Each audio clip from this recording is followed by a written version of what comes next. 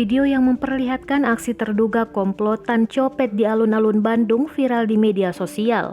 Sebelumnya warga dibuat heboh dengan rekaman singkat aksi dugaan percobaan pencopetan yang tertangkap kamera.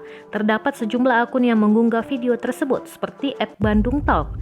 Dalam video tersebut, ketiga orang pria terlihat tengah melakukan aksi copet dengan perannya masing-masing. Dua orang pria terlihat mengalihkan perhatian korban dan seorang lagi terlihat hendak mengambil sesuatu dalam celana pria tersebut.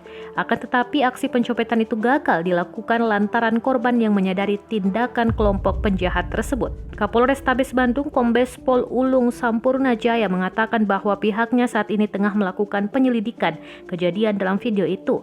Sementara itu Kepala Satuan Reserse Kriminal Polrestabes Bandung AKBP Adanan Mangopang mengatakan bahwa tidak ada laporan ke kepolisian terkait dugaan aksi pencopetan tersebut.